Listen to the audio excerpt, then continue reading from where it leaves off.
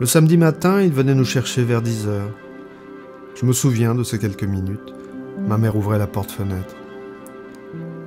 Posant le pied sur le gravier, je découvrais mon père de l'autre côté de la grille en métal orange. Je voyais son visage dans le rétroviseur. Juste à ce moment-là, notre famille existait à nouveau. Je voulais faire durer cet instant pour me rappeler qu'à un moment, nous avions été le fruit d'une union. Puis le moteur de la voiture se mettait en route. Une sorte de boule envahissait mon ventre. Elle ne me quitterait plus. Pour moi, les week-ends avec mon père n'étaient rien d'autre que de longs dimanches soirs. Un week-end sur deux et la moitié des vacances scolaires, c'est d'abord un livre très drôle. C'est un livre très drôle sur le divorce, sur la mort, sur la solitude, sur la quête d'identité. C'est l'histoire d'un jeune scénariste de 35 ans, je dis jeune parce que je ne dois pas avoir loin de 35 ans, et qui, à la mort de sa mère, lorsqu'il avait 18 ans, a téléphoné à son père et sans qu'il comprenne très bien pourquoi, tout à coup ils se disputent et ils ne se voient plus pendant 17 ans. Et donc de 18 ans à 35 ans, Elias et son père ne se voient plus.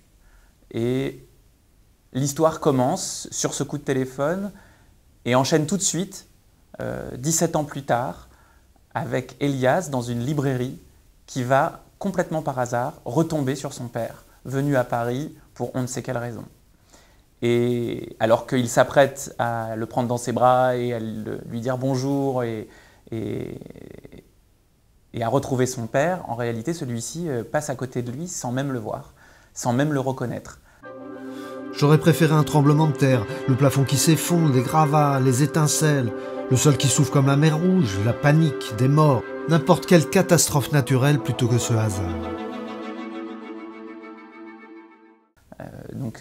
Elias est absolument sidéré que son père ne le reconnaisse pas. Et plutôt que de lui sauter dessus et de lui parler, Elias décide de suivre son père. Et il décide de laisser de côté sa vie entièrement pendant 48 heures et de suivre son père jusqu'à ce que son père le reconnaisse. Ça va donner donc lieu à une sorte de poursuite étrange et drôle dans les rues de Paris où Elias ne va cesser d'essayer de se mettre dans l'angle de vision de son père pour qu'il le voie enfin.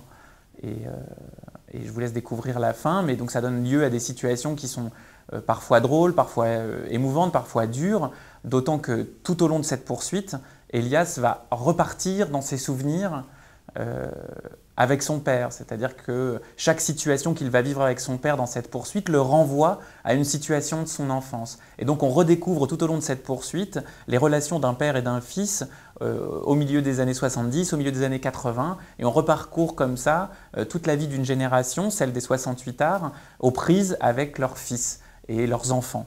Des enfants qui finalement leur renvoient cette question, c'est qu'est-ce qu'ils ont fait de leurs convictions qui étaient si vissées à leur corps dans les années 60.